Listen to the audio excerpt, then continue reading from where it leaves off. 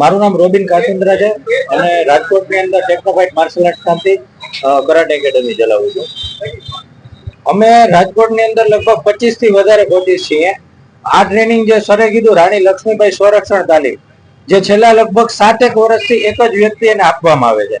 એ વ્યક્તિ દ્વારા આ તાલીમની અંદર કોઈ પણ પ્રકારનું કાર્ય કરવામાં આવતું નથી. 600 સ્કૂલોની અંદર 36 દિવસ એક સ્કૂલમાં તાલીમ આપવાની હોય અને આ તાલીમ 3 દિવસમાં પૂરી કરવા 3 મહિનામાં પૂરી કરવાની હોય છે. તો આની અંદર પોસિબલ જ નથી કે એક 20 કે 25 કોચ મળીને તાલીમ આપી શકે. આમાં મિનિમમ 80 થી 90 કોચની જરૂર પડતી હોય છે. જ્યારે આ ટ્રેનિંગની અંદર શું કરવામાં આવે છે, અલગ અલગ હોસ્ટેલમાંથી અને ગામની અંદરથી કે જે લોકો કરાટેની સાથે જોડાયેલા નથી એવા લોકોને આ ટ્રેનિંગની અંદર લઈ આવવામાં આવે અને કોન્ટ્રાક્ટ બેઝ ઉપર 5000 રૂપિયા એક સ્કૂલને આપવામાં આવે અને એક દિવસની અંદર 5 સ્કૂલમાં કામ કરાવવામાં આવે. એટલે એમને 20-25 હજાર રૂપિયા આપી અને એક સ્કૂલના 15-15 હજાર રૂપિયા જે છે એ પોતાના ખીચામાં નાખવાની જ વાત છે. અને આ ટ્રેનિંગની અંતર્ગત જે પણ છોકરીઓએ ટ્રેનિંગ લીધી છે, તમે સ્કૂલોમાં જઈને રાજકોટ જિલ્લામાં જઈને તપાસ કરશો તો તમને ખ્યાલ પડશે કે ઘણી બધી સ્કૂલોની ગ્રાન્ટ તો પરત થઈ જાય છે. એ ગ્રાન્ટ નો ઉપયોગ જ નથી થઈ શકતો. જ્યારે ટ્રેનિંગ પૂરેપૂરી 600 સ્કૂલમાં અપાઈ નથી રહી તો વારંવાર એકને એક વ્યક્તિને કોન્ટ્રાક્ટ આપવાને બદલે રાજકોટના બધા કોચોનો આની અંદર સમાવેશ કરવો જોઈએ. રાજકોટની અંદર amateur karate association, sports karate association જેવી ઘણી બધી સંસ્થાઓ છે કે જે ઓલરેડી આ ટ્રેનિંગ ચલાવે છે. All Gujarat martial arts academy જે જીતેન્દ્ર સર ચલાવે છે, એમના દ્વારા પણ 7 વર્ષ પહેલા ટ્રેનિંગ આપવામાં આવતી હતી. તો અમારો માત્ર એક જ માંગ છે કે ભાઈ આની અંદર બધા કોચનો સમાવેશ કરવામાં આવે. અત્યારે પણ અમુક કોચ ટ્રેનિંગ માટે જાય છે પણ એને પેટામાં કોન્ટ્રાક્ટ આપવામાં આવે છે. જે રણજીતભાઈ છે એ કોચિસને એવું કહે છે કે ભાઈ તમને હું પર સ્કૂલ 7000 રૂપિયા આપી દઈશ, તમે જઈને ટ્રેનિંગ આપતા હો. જ્યારે એક સ્કૂલની અંદરથી 15000 રૂપિયા સેલેરી ગવર્મેન્ટ કોચને આપે છે તો શું કામે 7000 રૂપિયા એમને આપે ને 7000 રૂપિયા લઈને પોતે કામ કરે? જો પોતે 70 કે 80 સ્કૂલોને ટ્રેનિંગ આપી શકતા હોય તો એટલી જ સ્કૂલનો કોન્ટ્રાક્ટ એ લે, બાકીનો કોન્ટ્રાક્ટ બીજી સંસ્થાને આપે. એવું કરવાને બદલે પોતે જ બધો કોન્ટ્રાક્ટ લઈ અને પેટામાં ચલાવી અને બધા પૈસા પોતાના ખીચામાં નાખવાની વાત કરવામાં આવે છે. અમારામાંથી નથી લઈ ગ્રામ્ય વિસ્તારમાંથી અમુક કોચ ગયેલ છે જેમને અમે બોલાવેલા પણ એમની બીકે એ લોકો અત્યારે આવેલા નથી. મારું નામ જીતેન્દ્ર મારું છે. હું 1992 થી માર્શલ આર્ટની તાલીમ આપું છું, જોડો કરાટેની બધી. અને મેં સુરક્ષા સેતુમાં પણ ઘણી તાલીમો આપેલી છે. હાલમાં તકલીફ એવી છે કે ગુજરાત સરકાર દ્વારા રાણી લક્ષ્મીબાઈ યોજના હેઠળ બહેનોને, દીકરીઓને દરેક શાળાઓમાં તાલીમ મળી રહે આવો એક કાર્યક્રમનું આયોજન કરવામાં આવેલું છે. આયોજનનો હેતુ તો ઘણો ઉમદા છે કે દીકરીઓ આપણી બધી સક્ષમ બને, પોતાનું સ્વરક્ષણ જાતે કરી શકે. પણ આવી તાલીમોમાં માત્ર 10% તાલીમો અપાય છે અને બાકીની 90% તાલીમો ઉપર જ એમનો જતી રહે છે અને રૂપિયા એના ખવાઈ જાય છે.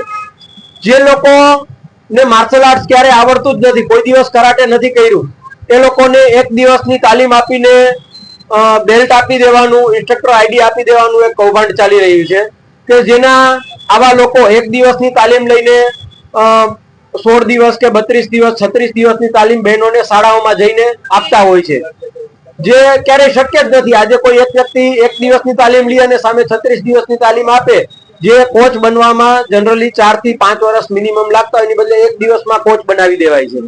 બીજી વસ્તુ, ઘણીવાર શાળાઓમાં તાલીમ જ નથી અપાતી અને એ ગ્રાન્ટ ત્યાંથી આવે એના બારોબાર ભાગ પડી જતા હોય છે, જેમાં કોચ હોય કે બીજા અન્ય સંસ્થાવાળા હોય. સંસ્થાવાળાની વાત કરીએ તો તાલીમ એવી સંસ્થાઓને આપવામાં આવે છે કે જેના માત્ર 3 વર્ષના રિટર્ન ભરેલા હોય અને ઓન પેપર હોય, જેને કરાટે સાથે કઈ લાગતું ઓળખતું જ ન હોય, એને અધિકારીઓ ઓળખતા હોય, તેની સાંઠગાંઠ હોય, તો આવા લોકોને તાલીમ આપી દેવામાં આવે કે આ તાલીમનો કોન્ટ્રાક્ટ આને મળ્યો છે. પછી એ બીજા કોચ ગોતે ગામમાંથી. એ કોચ ગોતે એટલે કેવા કોચ ગોતે કે જેને સસ્તા મળે. આજે 15000 રૂપિયા એક સ્કૂલના અપાતા હોય તો એની જગ્યાએ એક કોચ 3 કે 4000 રૂપિયામાં આવે, જેને કારણે બાકીના બધા પૈસામાં એ પોતાના ખિસ્સામાં નાખી શકે, બધાનો ભાગ પાડી શકે.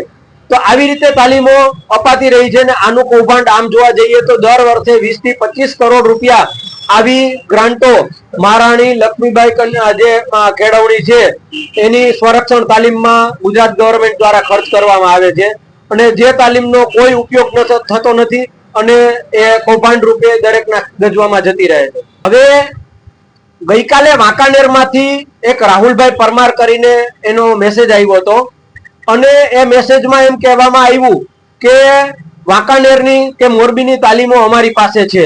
હવે એમના એસોસિએશનનું નામ નથી ખબર, પણ એના નંબર આપણી પાસે છે જે હું આપી શકું. રાજકોટમાં રણજીતભાઈ ચૌહાણ પાસે આ તાલીમ છે. અને કોઈ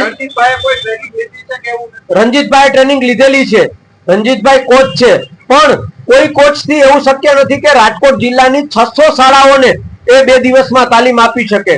એટલે એના માટે એ ફરજિયાત બને કે આટલીમાં પહોંચવું હોય, કાંઈ એને બધા કોચને કહેવું પડે તો બધી જગ્યાએ ભાગ પડે. રણજીતભાઈ એકલા નહીં, કારણ કે રણજીતભાઈ ની પાસે રાજકોટ છે. રાજકોટ માટે મેઇન એ કહી શકાય, રાજકોટ માટે કહી શકાય. એ રીતે મોરબી માટે બીજા કોઈ હોય, જુનાગઢ માટે ત્રીજા કોઈ હોય, પોરબંદર માટે ચોથા હોય, પણ એક પણ જગ્યાએ આવી તાલીમ શક્ય નથી કે એક કોચ 600 થી 700 શાળામાં 2 દિવસમાં તાલીમ આપી શકે, 36 દિવસની તાલીમ. એટલે એ આવા કોચ ઉભા કરે કે જે લોકોને કઈ ન આવડતું હોય ને દરેક જગ્યાએ મોકલીને ફોટા પડાવી લે અને બેઝિક એક્સરસાઇઝ કરાવીને આ તાલીમ પૂરી કરી દે અને એના રૂપિયા લઈ લે. પોલીસ દ્વારા જે સુરક્ષા સેતુની તાલીમ આપવામાં આવે છે એમાં પહેલા હું જતો ત્યારે કેવી પરિસ્થિતિ હતી કે દરેકે દરેક તાલીમ પછી એનું ડેમોન્સ્ટ્રેશન યોજાતું, એનો વિડીયો અમે આપતા કે એને હવે 12 દિવસમાં 15 દિવસમાં શું શીખવાડ્યું છે. હવે એ બધું જતું રહ્યું છે.